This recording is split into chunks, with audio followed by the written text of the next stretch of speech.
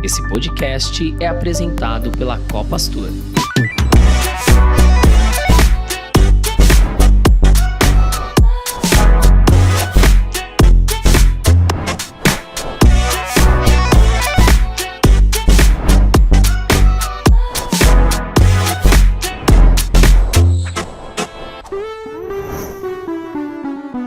Sejam todos bem-vindos ao voo do Saídas de Emergência com destino ao conhecimento. Eu sou a Bruna Valurcio, estou aqui hoje com a Larissa Ferro e juntas vamos conduzi-los no bate-papo de hoje. O propósito desse podcast é elevar a consciência por meio da construção colaborativa de conteúdo, transbordando para a sociedade nossa cultura e valores. Tripulantes, microfones em automático.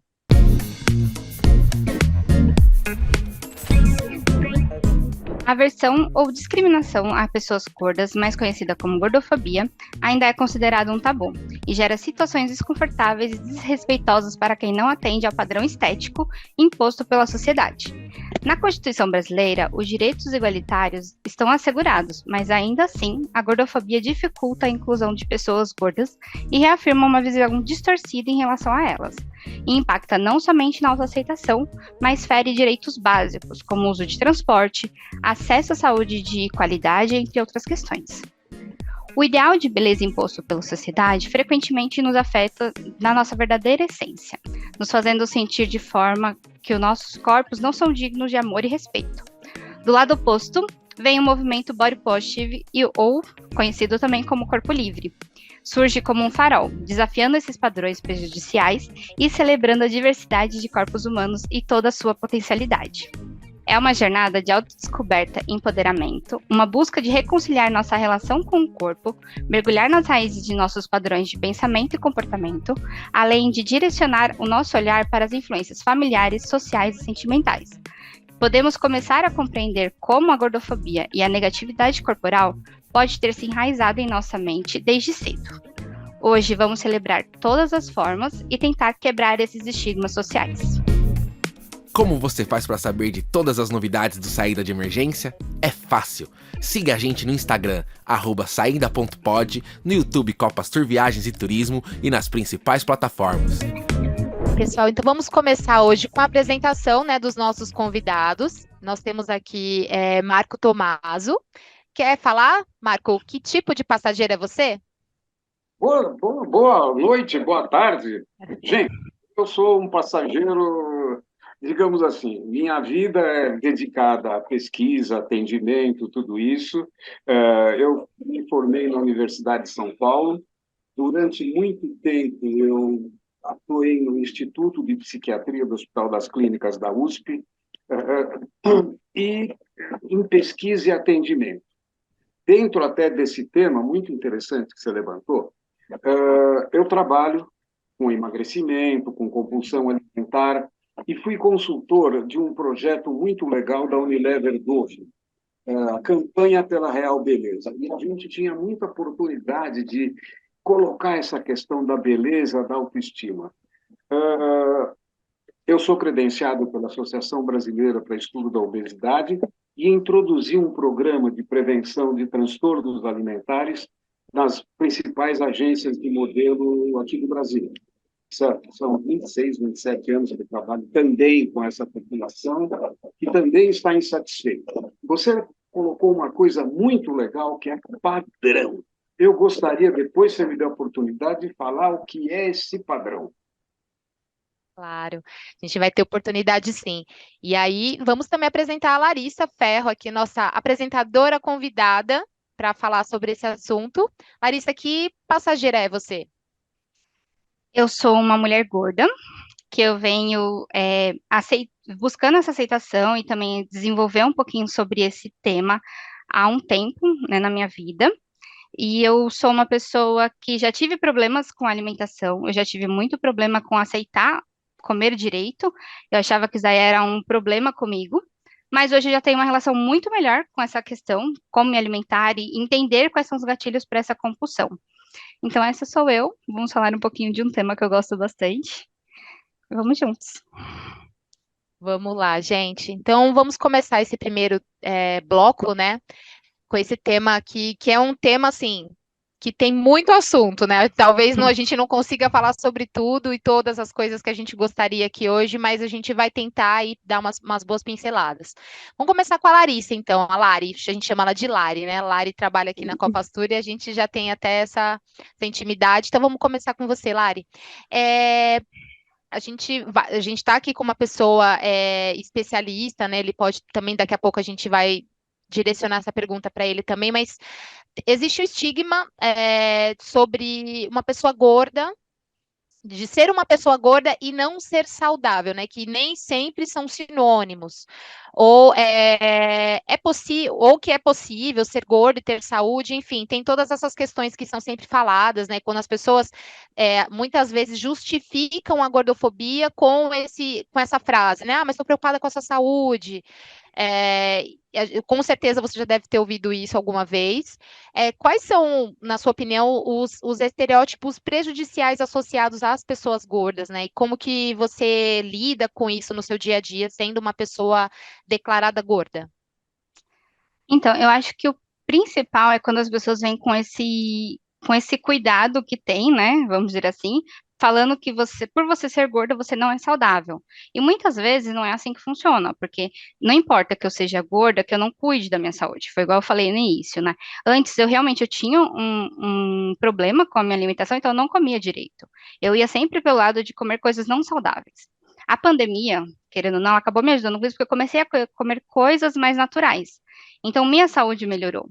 Mas eu não deixei de ser gorda. Eu continuei gorda, mas continuei me alimentando bem. E muita gente acha que por eu ser gorda, eu não tenho uma saúde boa. Ai, certeza que o colesterol tá alto. Ou então que tem a hipertensão, enfim, tem várias coisas, né? Quando eu era mais nova, muitas vezes eu ia no médico achando que eu tinha hipotiroidismo, ou então que eu tinha algum problema assim de saúde, mas nunca dava nada. Então, ser gordo não significa que você seja não saudável. E isso daí acho que é o pior, porque as pessoas acreditam que te colocar nesse lugar de não saudável vai te ajudar. E muitas vezes a gente só quer ser aceito no nosso corpo, porque a gente tem vários tipos de beleza, vários tipos de corpos, e cada corpo tem o seu poder, o seu potencial. Um magro não necessariamente ele está saudável, um gordo não necessariamente ele não está saudável.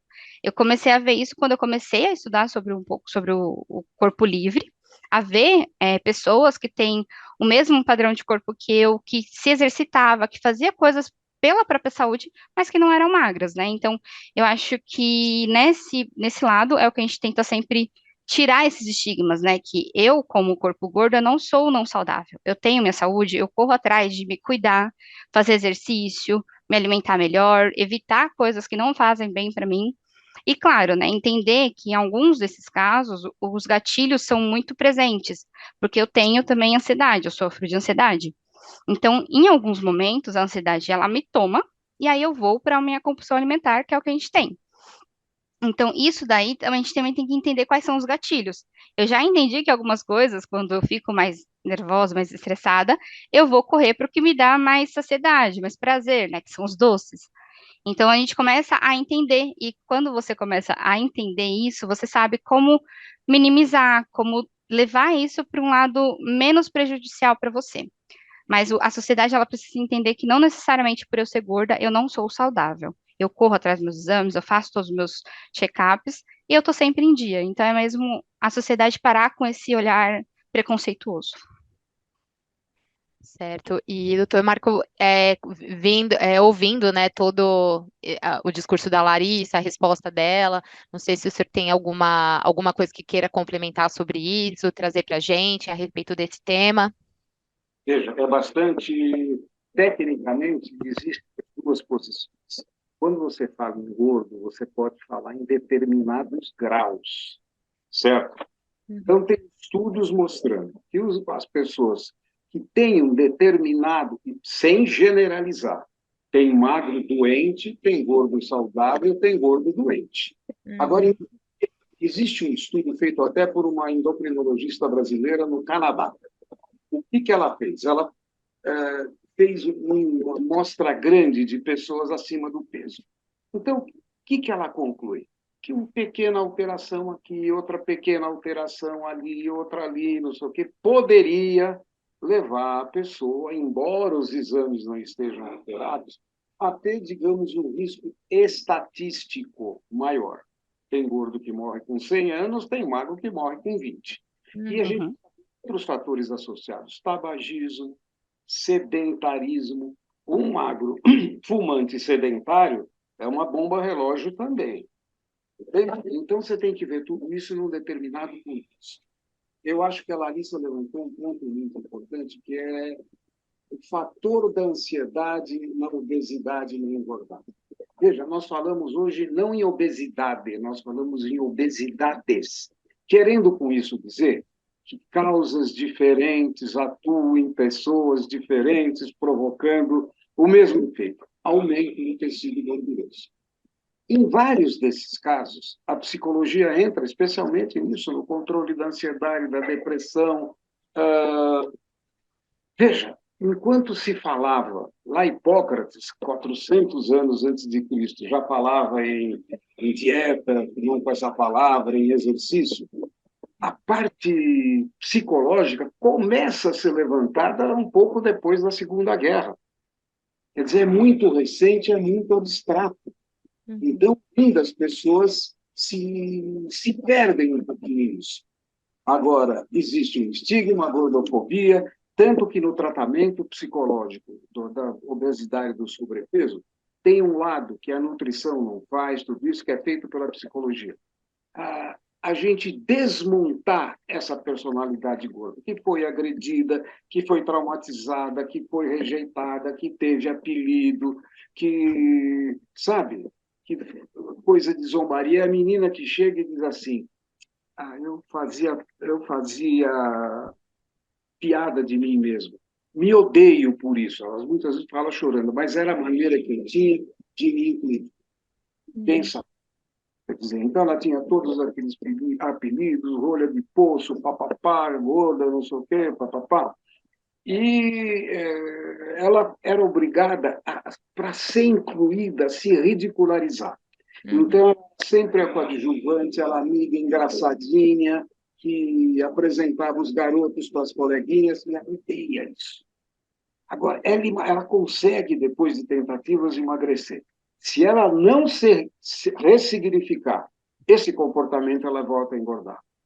A gente, como se a gente pudesse dizer, ela não sabe ser magra. Ela sobreviveu, elegeu estratégias de sobrevivência, sendo uma gordinha engraçada, sendo uma espécie de pessoa que se auto-critica, que se auto-ridiculariza, sabe? Ela não sabe protagonizar. Então, isso, eu gostaria de salientar isso tudo. Da relatividade do conceito de saúde. Ai, ai, ai, ai, ai. Isso é um ponto. Até conversando com a Larissa, doutor, vou até falar aqui, não sou a entrevistada, mas vou dar meu relato, porque eu sou uma ex-gorda, né? Eu tenho 2 anos que eu fiz a cirurgia bariátrica, né? E eu perdi 60 quilos. E aí eu estava até numa conversa com a Larissa sobre essa questão da saúde, que assim, no meu caso, eu fiz a cirurgia bariátrica por questões, sim, relacionadas à saúde, não por estética, porque eu sim estava com muitos problemas relacionados à obesidade, né? Muitas doenças, gordura no fígado alta, enfim, questões de mobilidade que eu não conseguia mais, né, me locomover, não tinha uma qualidade de vida, não conseguia conversar enquanto andava, me cansava muito, e era uma pessoa totalmente sedentária, né? Que eu sei que não é o caso da Larissa, que ela se movimenta, ela se exercita, não me alimentava bem, enfim. Então, eu acabei optando por fazer a cirurgia bariátrica. Hoje, 60 quilos a menos, continuo sedentária, continuo, ainda tem algumas questões, né, por falta de vitaminas, que a gente não tem essa reposição, né, absorção das vitaminas, então tenho que fazer sempre essa reposição por muito tempo aí, se não eternamente. Então, é um caso, eu trouxe porque realmente faz esse link, né, e esse é um dos motivos por eu também ter sido escolhida para participar hoje como apresentadora, porque eu tenho esse local de fala. E apesar de tudo, quando eu fiz a cirurgia bariátrica, eu estava num momento de aceitação do meu corpo gordo, e eu estava me achando bonita, linda, estava super bem com isso, mas realmente foi o caso, no meu caso, eu optei pela cirurgia bariátrica pela questão da saúde de verdade, como eu sei que muitas pessoas não fazem pela questão da saúde, fazem pela questão estética, né? E aí foi dando esse link com o que o doutor falou, das pessoas que elas não só que ao mesmo tempo também tem esse acompanhamento psicológico, porque tem essa mudança de imagem, né? Então não é todo mundo que está preparado. No meu caso, eu não fui gorda a vida toda, eu fui por um tempo, foi após a minha primeira gestação. Não fui uma pessoa gorda, uma criança gorda, uma adolescente gorda, então não tive esse problema. Mas eu sei que tem muita gente que eu conheço que também fez a cirurgia bariátrica e que foi gorda a vida toda, e agora, com o emagrecimento, que muitas não foram pela questão da saúde, não se reconhecem mais. E agora estão com essa crise existencial, porque a imagem que elas viram a vida toda não é essa imagem que elas têm hoje. Então, tem esses problemas. Então, nunca foi o problema somente de ser gorda, assim ou não, mas é da pessoa se reconhecer, ela se amar, independente da forma que ela estivesse. Não sei se a Lari quer falar sobre isso. É a distorção de imagem, né? Eu acho que isso daí ele é muito vívido, assim, para todo mundo que tem essa mudança muito drástica de corpo. Eu não era uma criança gorda, eu fui uma adolescente gorda. Eu fui uma adolescente, adulta gorda, e desde quando eu era adolescente, eu já vivia, me machucava muito quando eu ia comprar roupa, porque nunca tinha roupa para mim na área de adolescente, eu sempre tinha que comprar de adulto.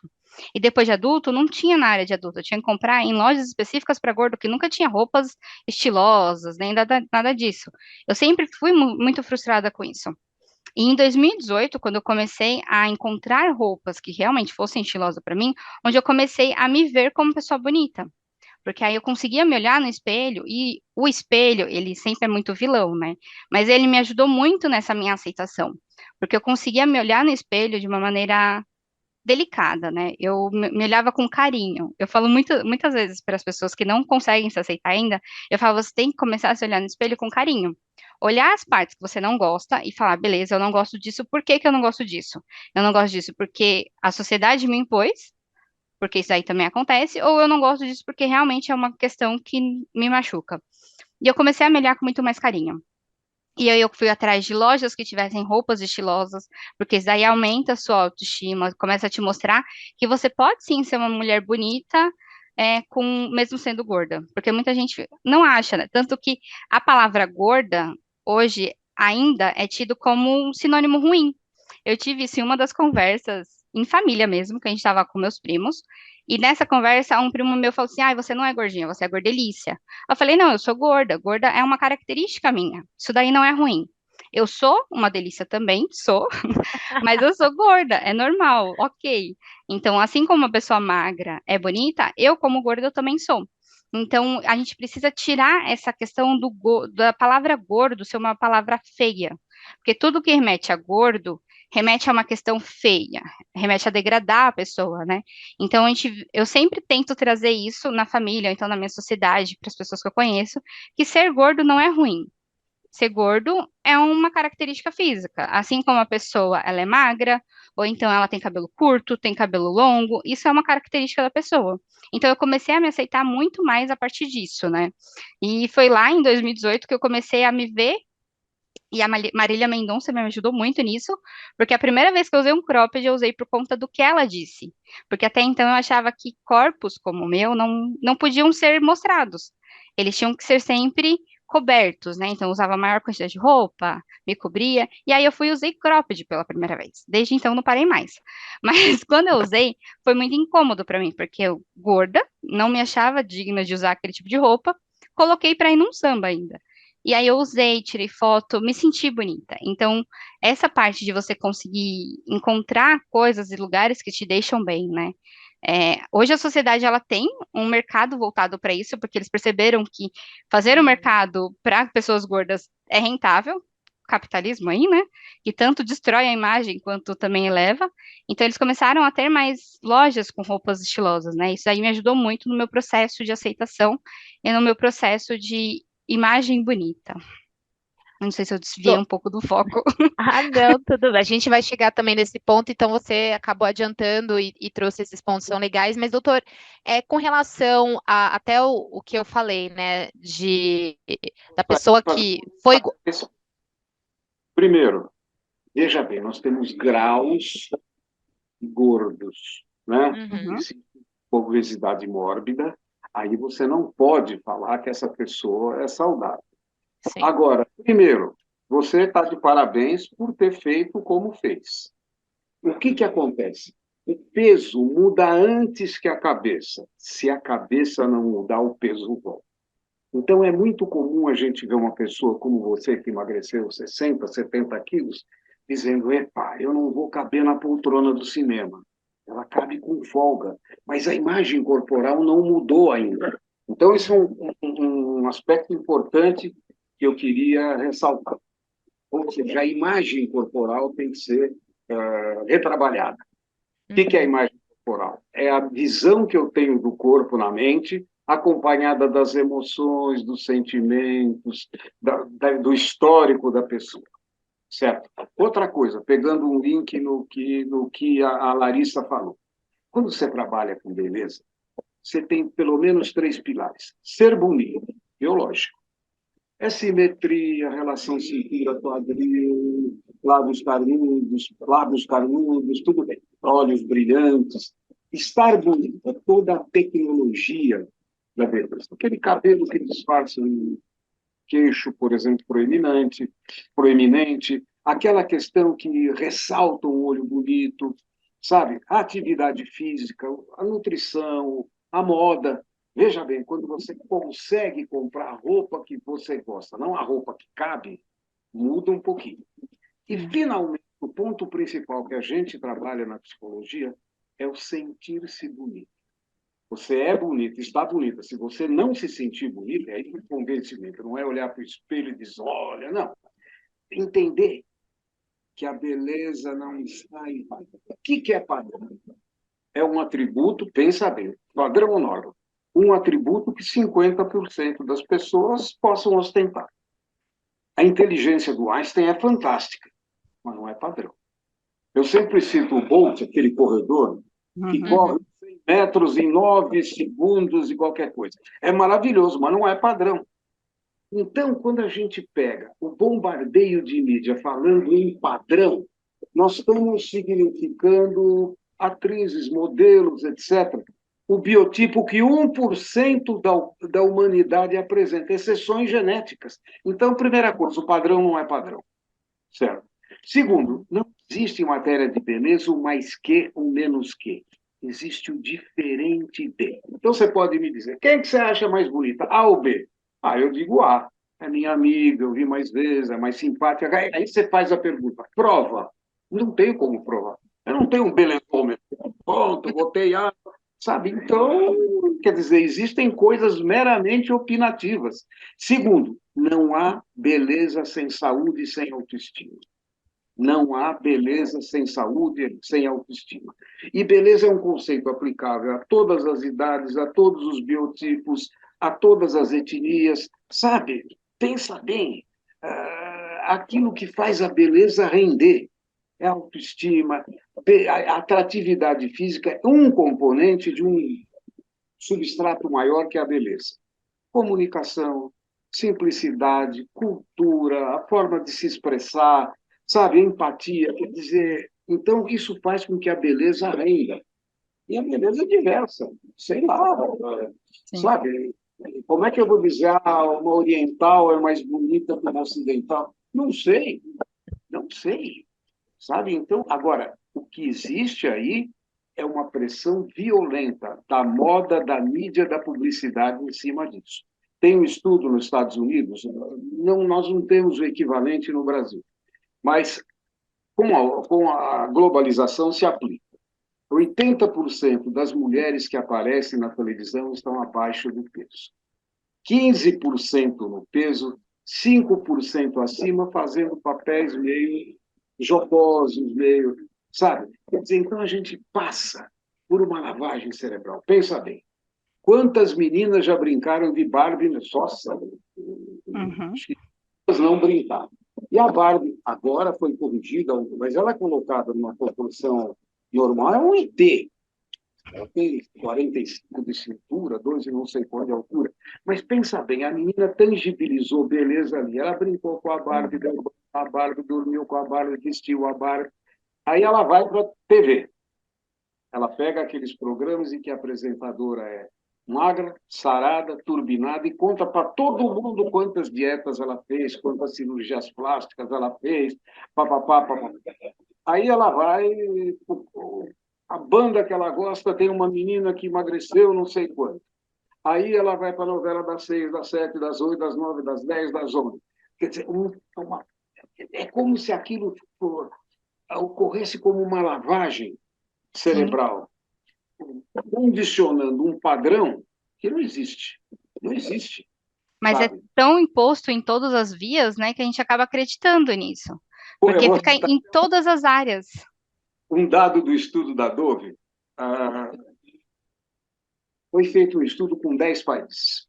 E no Brasil chamava a atenção que 54% das brasileiras faria cirurgia plástica se pudesse. Puxa vida. E eles diziam, se eu tivesse a beleza de uma modelo, como eu tenho acesso a muitas, eu fiz um levantamento com meninas de 18 anos acima. Então, veja bem, 54% das brasileiras faria cirurgia plástica. 92% das modelos faria cirurgia plástica se pudessem. Ou seja, uma neurose, uma psicose cultural que não define quem tem o tal padrão de quem não tem. Sabe? Uma de vocês falou, não existe ex-gorda. Sim, existe o gordo emagrecido, que a gente brinca, emagreceu, e ele vai cuidar da individualidade dele. Não é emagrecer para ter, sei lá, o corpo desse, sabe? A beleza não é algo comparativo, nem competitivo, é algo pessoal, sabe? Pensa bem, quando você pensar em beleza, e sim, seus diferenciantes. Aquilo que te torna único. Espera um pouquinho. Em vez de, mas eu queria ter a beleza da atriz fulana de tal. Outra coisa em termos de beleza é o tipo. Mude o que pode ser mudado. Não conviva harmoniosamente com aquilo que você não pode mudar. Suponhamos que tem 1,60 m. Mas eu gostaria de ter 2,15 m para ser pivô de basquete nos Estados Unidos. Você não vai, você vai sofrer a beça, mas não vai ter. Então é totalmente... Mas pensa bem se você não pode fazer uma intervenção estética que te deixe mais feliz. Não é um fim em si mesmo a estética, um meio de atingir a autoestima, de reforçar a autoestima. Certo? Então, veja, pensar tudo isso quando fala em beleza. A Cindy Crawford, uma supermodelo anterior até a Gisele Bündchen, ela dizia assim, antes de passar 2 horas com o maquiador e o cabeleireiro, nem eu pareço com a Cindy Crawford. Ela não tinha, sei lá.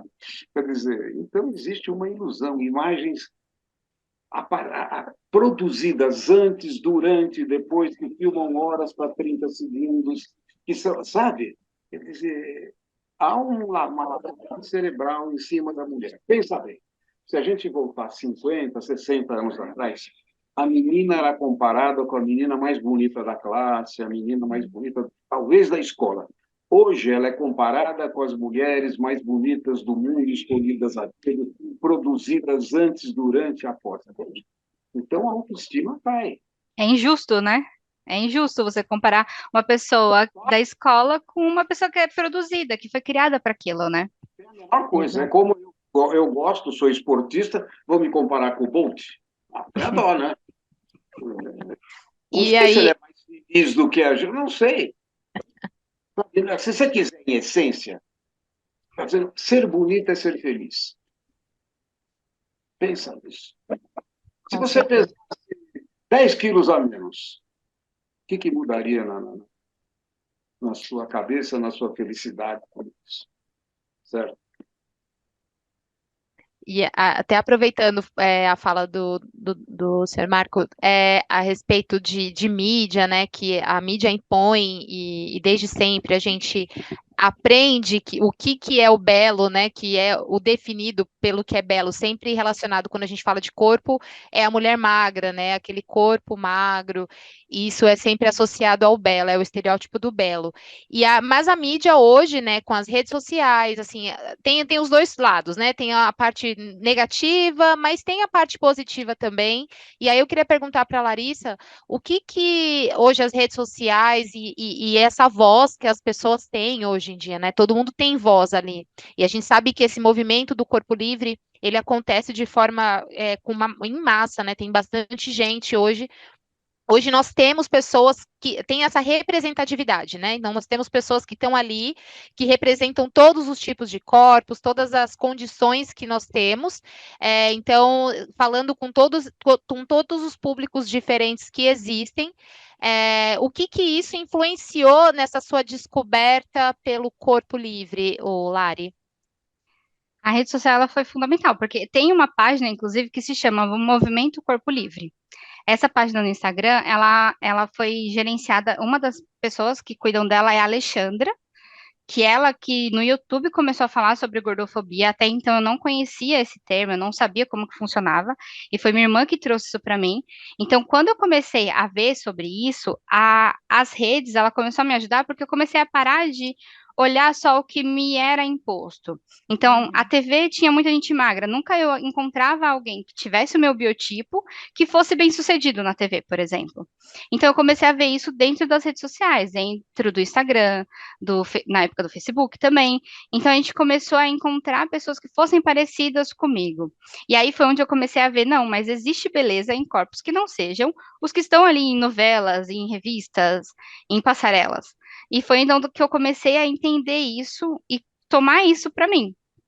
E aí até surgiu, né? Teve desfile que fizeram, se eu não me engano, foi a Fenty Beauty, que fez com todos os tipos de corpos, e isso daí começou a se tornar algo que todos fizeram, porque começaram a ver que tinha público, não todos, né, porque ainda tem marcas que continuam ali no Uhum.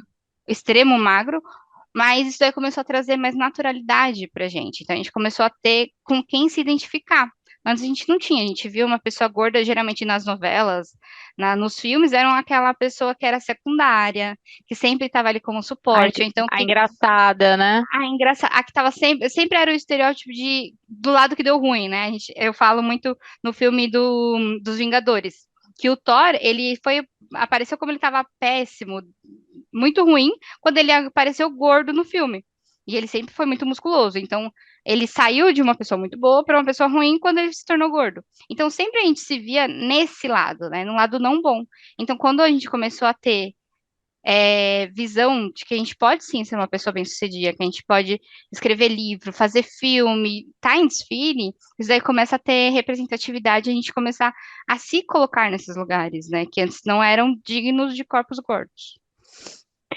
Marco, com relação às pessoas que você atende, né, os casos que tem acesso, é, consegue identificar alguma coisa relacionada à família? Porque a gente sabe que na família a gente tem muitos detratores, né? E aí, quando a gente fala, e as pressões estéticas, até de mães com filhas mesmo, né? Eu passei por isso muito na minha família, de pessoas que, eu até brinco, né? Que quando eu era gorda, as pessoas falavam, mas que você tá gorda demais. Aí eu emagreci 60 quilos, agora as pessoas falam, agora você tá magra demais.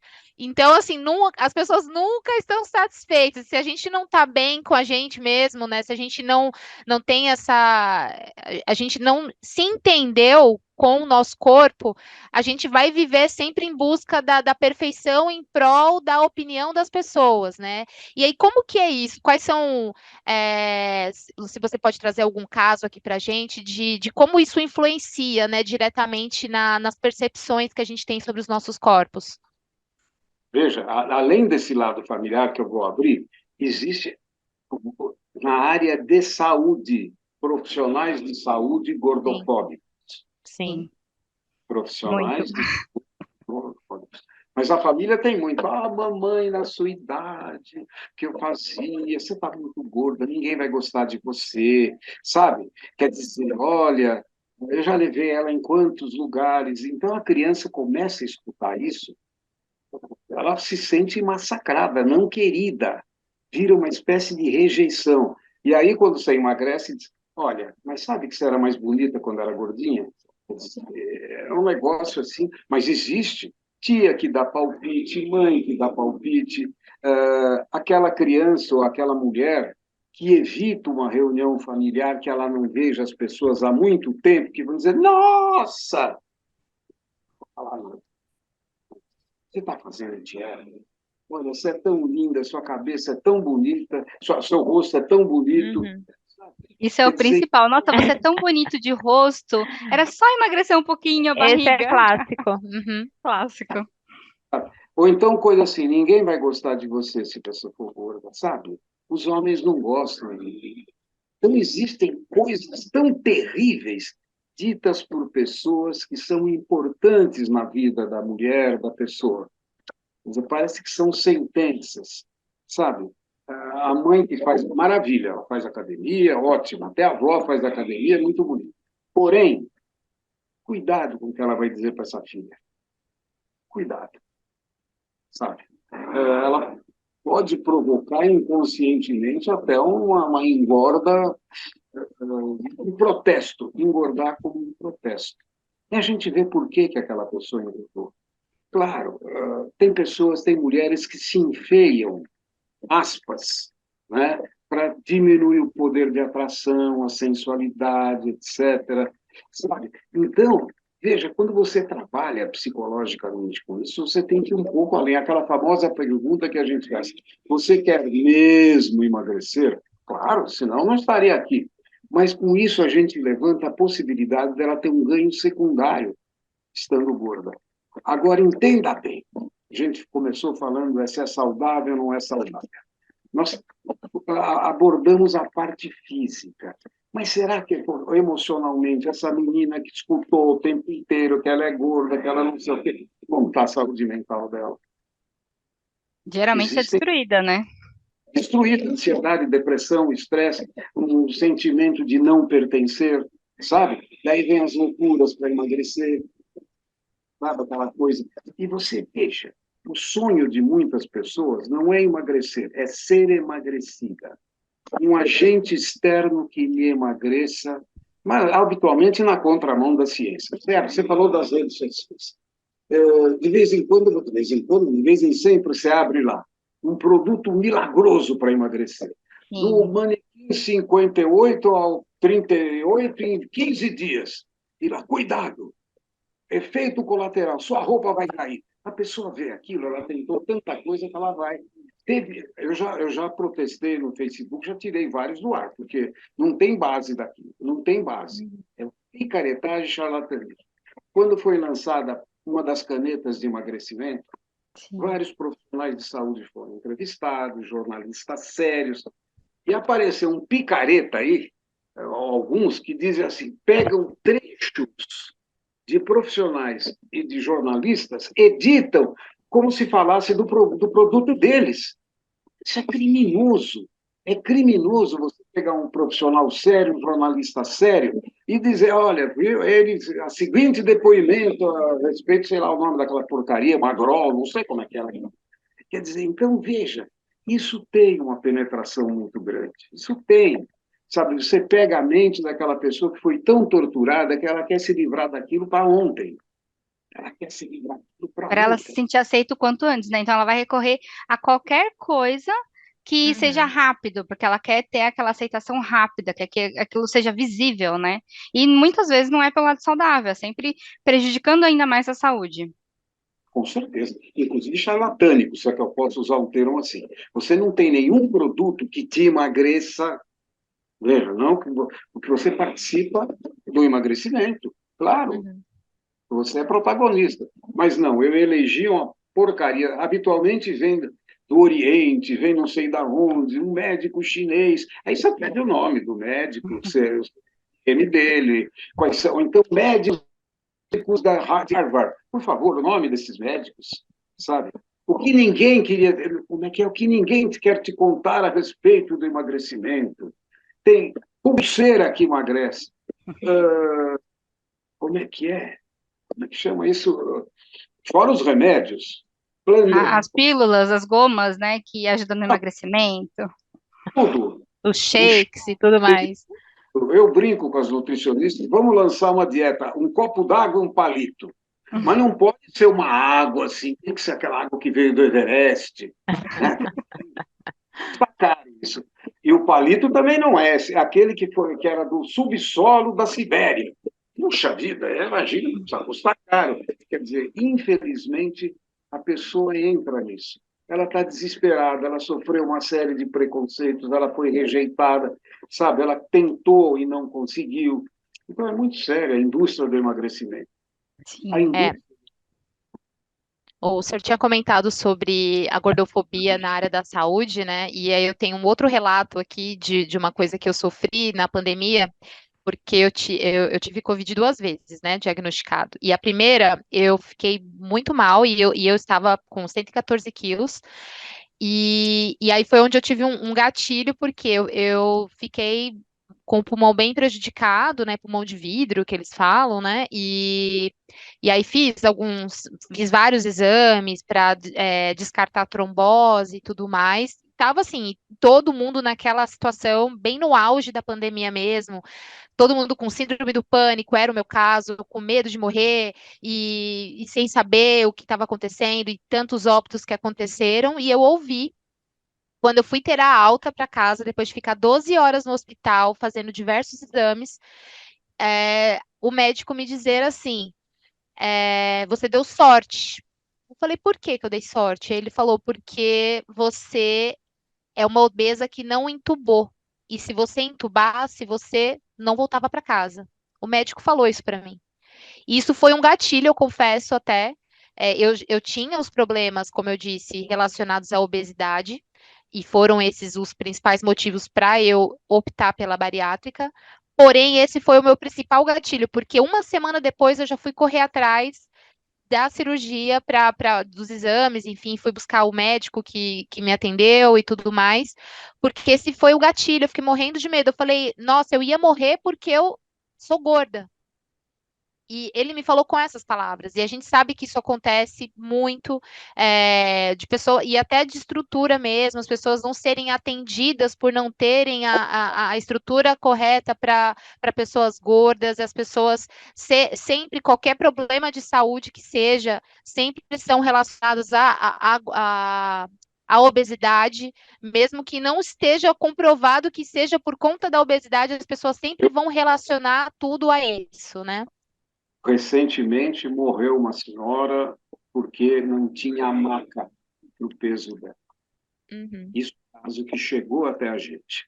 Como chega também aquilo. Você não tem força de vontade? Não tem. Ah, sim. Como, veja, como se o gordo fosse culpado. Uhum. Tem um livro terrível de décadas, né? Só é gordo quem quer. O que é isso? É passar o gordo por um julgamento. Sabe? Ele é gordo porque ele tem uma síndrome. Uma síndrome que custa para ele fisicamente, principalmente psicologicamente. Pensa bem. Quer dizer, médicos que às vezes dizem, mas você precisa, por que você não emagrece também, hein? Quando você não emagrecer, falta força de vontade. O gordo já é visto muitas vezes como sem caráter, como fraco. Sabe? Quer dizer, então existe um desrespeito da área de saúde também. E gente que não deveria apresentar esse tipo de preconceito. Às vezes você Obesidade. vai no médico e nem tem nada relacionado a isso, e aí o médico Não. vira pra você, se você fosse magra, você não teria isso. E muitas vezes não é assim, né? É despreparo mesmo. E esse caso que você falou da senhora que não conseguiu ser atendida, não é um caso isolado. Acontece Isolado. muito. Não. É que a gente não chega até essa informação porque não aparece. Mas teve um outro caso também de um rapaz que não conseguiu ser atendido. Ele passou por vários postos de saúde, por várias UTIs, e nenhum tinha maca que suportasse o peso dele. Então foi despreparo médico que fez a gente perder uma vida É obesa. um absurdo isso, sabe? Fraqueza, falta de força de vontade, se você sabe, é um negócio assim terrível, terrível. Existe o lado familiar, como a Bruna levantou, existe o lado da saúde também, Sim. Existe um lado da saúde. Não falta força de vontade, ele não consegue. Ele tem uma doença chamada obesidade, que é crônica, multifatorial, e que, sabe, não é assim, faça-se a cura, eu vou me curar. É uma doença crônica, não tem cura, por enquanto tem tratamento, e o tratamento pode levar a pessoa a ser absolutamente feliz, nem que ela não seja magérrima, que pensa bem, eu às vezes faço aquele famoso paralelo com o atletismo. Não é, vamos supor que aquela pessoa magrinha, que corra a maratona, queira correr o 100, pode se divertir, mas não vai, o biotipo dela não é para... Então, aquela pessoa forte, que quer correr a maratona, e o treinador vai dizer, olha, você pode brincar na maratona, você não tem chance. A gente tem que respeitar biotipo, a gente não muda biotipo. Qual é a tua melhor versão dentro desse biotipo? Sabe? Novamente, são teus diferenciais. Sabe? Puxa vida, será que só mulher que tem 1,80 m de altura? Tanto é que a moda hoje está mudando um pouquinho esse aspecto. Você vê pessoas diferentes sendo admitidas por agências de modelo. Não é só aquela coisa de... entende? Quer dizer, e provavelmente a moda vai ter que se adaptar. Foi levantada alguma coisa em relação às redes sociais. Tem os dois lados. Tem a questão das diferenças, muito bem colocada, mas tem também a adolescente, muitas vezes, fica presa naquilo. Uhum. Sabe? Ela fica presa naquilo, da amiga que não sei quem, sabe? As anoréxicas, por exemplo, elas têm os grupos Anamia, Ana de bulimia e sites Anamia, Ana de anorexia e Mia de bulimia, onde elas trocam experiências nesse sentido. Quer dizer, faça tal coisa, use o dinheiro que sua mãe dá para o lanche para comprar remédio. Quando seus pais saírem, espalhe um pouco de comida pela casa, como se você tivesse comido e deixado ali. Quer dizer, e realmente, o transtornos alimentares está cada vez pior isso. E ainda falando sobre transtornos alimentares, doutor, até aproveitar, o que o senhor acha sobre esses reality shows, falando de mídia e tudo mais, que são para emagrecimento, né, em busca do emagrecimento? Então, qual é a sua opinião sobre esse tipo de reality show? Trazer esse tipo de vida real, que será que é vida real mesmo, mas trazendo isso como um espetáculo, né? O emagrecimento como um espetáculo ali para o mundo. Muito delicado esse tema. É muito delicado, porque você pode fazer algo educativo nesse sentido, propondo os diversos tipos de tratamento, etc. Agora, quando você vê num glamour, sabe, fica... Não sei, acho que poderia haver uma coisa mais educativa, sabe? Menos forçada, né? Esforçada, menos estereotipada, sabe? Eu me lembro uma vez um determinado programa famoso, todo domingo ele vai para a TV, e eles fizeram um programa de emagrecimento com pessoas famosas. Então, é um jogador de futebol que estava gordo e aquela... Quer dizer, um negócio assim, entende? Quer dizer, havia uma questão de espetáculo, não era a pessoa comum, era aquele famoso jogador que engordou depois que jogar futebol e pesa 30 quilos a mais, e ele, sabe, era o cantor famoso que estava... Quer dizer, havia todo... Veja, que uma coisa é você fazer algo educativo, outra para ter audiência. Uhum. Talvez a audiência fosse menor da pessoa comum que engordou, mas quando você pega uma da celebridade, eu vou ver como é que ele ficou na semana que vem. E sabe, porque o importante é emagrecer e permanecer. Não é emagrecer para o casamento da amiga, para formar. Isso pode ser uma submeta. E outra coisa, é um peso sustentável, não é o peso ideal. Até porque o que é o ideal, né? Porque a gente fala tanto sobre biotipo, não tem um Exato. ideal padrão. A gente tem o ideal que a gente se olhe e fala assim, e se reconheça. né? E fazer para Exatamente. quem realmente sou eu na minha melhor versão. Que você, já que você está falando, que a gente possa manter. Pensa bem. Se eu quero pesar 30 quilos a menos que eu peso agora, vou fazer um sacrifício danado, será que eu vou conseguir manter? Qual é o... Porque tudo bem, gordo saudável, gordo doente e magro doente. Uhum. E magro doente? Quantas anoréxicas e pré-anoréxicas a gente tem? Sabe? 20% morrem, suicídio, parada cardíaca, inanição. As que sobrevivem, 50% vão ficar com sequela. Entenda bem, o custo de uma magreza absurda, ou de Uhum. uma pressão social de menina que não se sentiu, sabe? Então é muito complicado esse assunto. Sim. E você quanto e para quê? Certo. Sabe? Por isso que a gente define o peso clínico e o peso estético. Peso clínico é aquele que você está com todas as funções, papapá. Mas dentro do peso clínico existe um peso estético que a mulher quer que seja muito menor que o peso clínico. Vamos combinar uma coisa. Vamos supor que dentro daquele peso clínico eu possa dosar um pouquinho menos, um pouquinho mais, mas dentro do razoável. Pensando em várias coisas, inclusive práticas. Quanto é que eu posso manter esse peso? Eu Uhum. posso ter uma vida legal? Eu posso ter a dieta dos astronautas. Os caras estão no espaço, não tem o que comer. Então, eles emagrecem.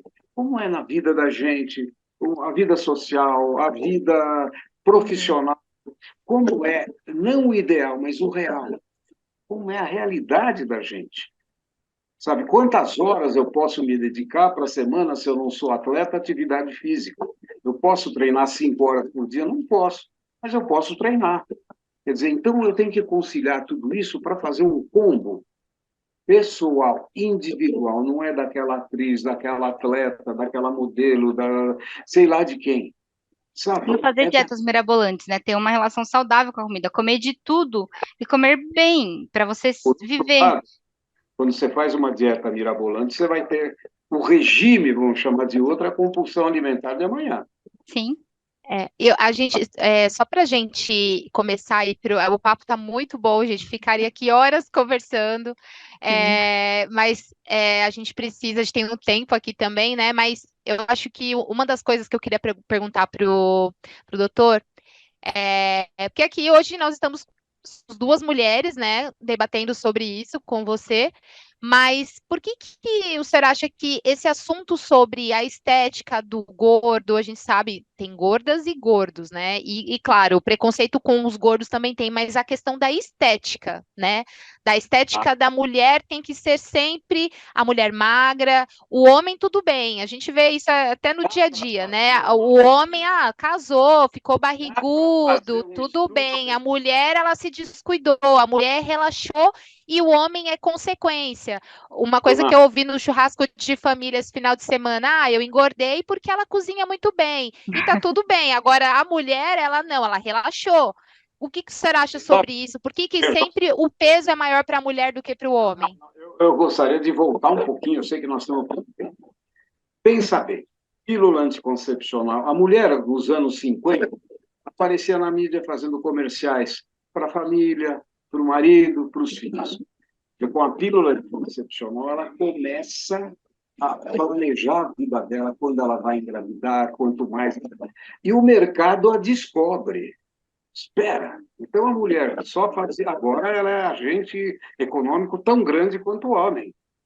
Ela se emancipa do mercado de trabalho, supera o homem em tudo isso, aí vem entende? A gente diz, a mulher supera o homem, ela fica refém do próprio corpo. Todas as misses de 70 para cá têm índice de massa corporal abaixo de 18,5. Todas, sabe? Começa a haver uma pressão em cima disso. Sabe? E essa evolução faz como o homem é bacana, ele tem uma barriguinha de chope, ele tem uma barriguinha de cerveja, É sempre assim. sabe? A mulher não. Ela tem pochete, ela tem não sei o quê, ela tem celulite, ela devia ser era mais bonita quando era mais magra, você não sei o quê, sabe? Quer dizer, então existe um estigma em cima da mulher, um estigma, sabe? Quer dizer, pensa bem. aquela famosa história. Você compra a roupa que te agrada, não a que cabe. Quando você consegue desenvolver tua autoestima, eu não tenho manequim 38, mas, puxa, eu posso ser um 42 muito legal, por que não? Ser bonita para quem? Na sociedade? Para outra mulher, para o homem, para... sabe? Muito uma questão de autoestima. Acho que a autoestima feminina foi muito abalada por essa questão toda midiática. Muito. E a autoestima do homem sempre foi mais elevada, né? O homem, a gente poderia vender a pílula da autoestima do homem. Veja, a sociedade ainda é machista.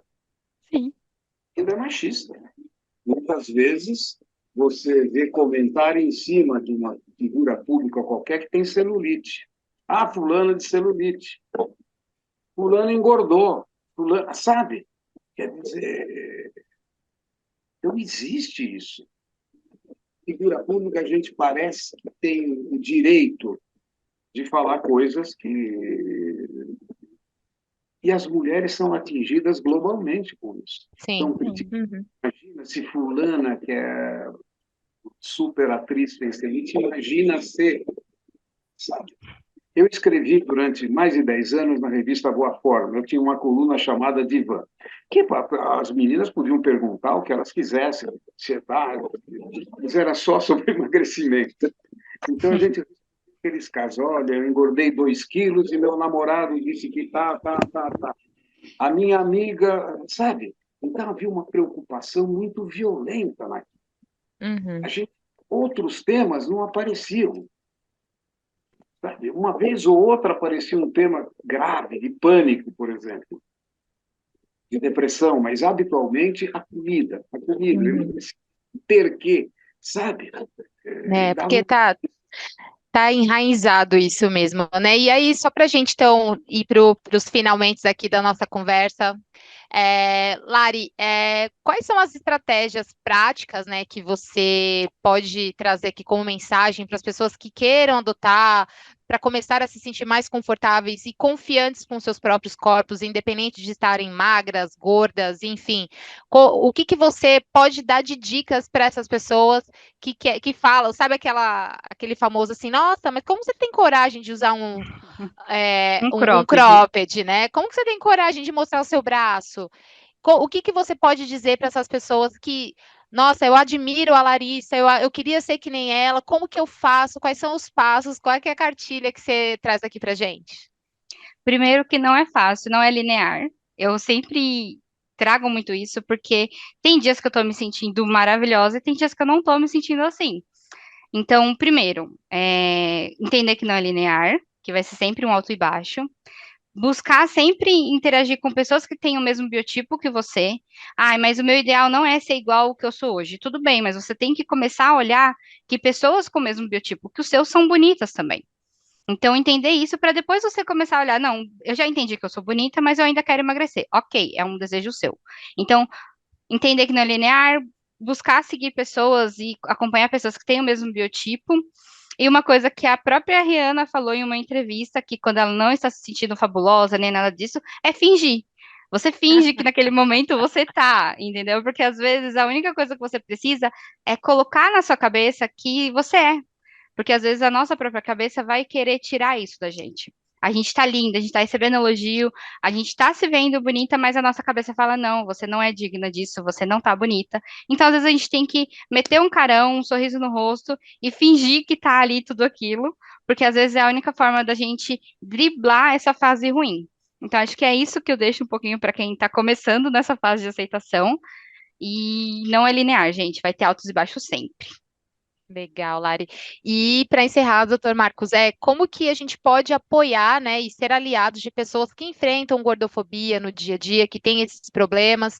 Como que a gente pode apoiar, de certa forma, essa galera aí que tem essa busca ou que tem esses problemas de autoestima, de ansiedade com relação à sua estética? Como que a gente pode apoiar no dia a dia, dando esse apoio para as pessoas? Veja, a área de saúde sozinha não tem força para fazer isso. Entenda bem. A gente, por mais que divulgue, por mais que a gente fale, faz campanhas educativas, mas deveria haver, da mesma forma que existe para drogas, etc., campanhas. Eu tive isso. Quando a Dove estava por trás, quando a Unilever estava por trás, a gente tinha uma força muito maior. Né? Quer dizer, é uma grande empresa, tudo bem. Outra coisa, falar com a mulher aqui, qual é a sua identidade estética? Aquilo que te faz única. Não ser parecida com tal atriz, não. Aquilo que te faz única. Os teus diferenciais. Pense bem, investe nisso. Não seja parecida porque ninguém é com A ou B. Sabe? E beleza é uma questão de saúde e de autoestima. Mais do que ser ou estar, é preciso sentir-se bonita. Sem saber. E como disse a Larissa, é viável. Tem pessoas lindíssimas que dizem, nossa, mãe, quando eu me olho no espelho, tem dias que, sabe? Entre o espelho e a gente tem uma lente chamada autoestima. Essa lente determina muito mais do que a realidade como a gente se vê. Eu gostaria, inclusive, de agradecer a vocês pela oportunidade da gente poder, em fóruns como esse, em podcast, em palestras e lives, poder trazer um pouquinho mais da área de saúde nesse sentido. Certo? Então, muito obrigado a vocês pelo carinho, pelo apoio, pela oportunidade. Eu fico à disposição. Se quiserem falar de outro assunto, obrigado à saúde. Eu que agradeço, doutor Marco Tomaso, Larissa Ferro, agradecer a participação desses convidados que contribuíram tanto com a gente. E aí, você de casa, curtiu esse voo? Compartilha com seus amigos e voe junto com a gente. Chegamos ao fim do nosso voo. Não saia da janela e aguarde os próximos podcasts. Muito obrigada.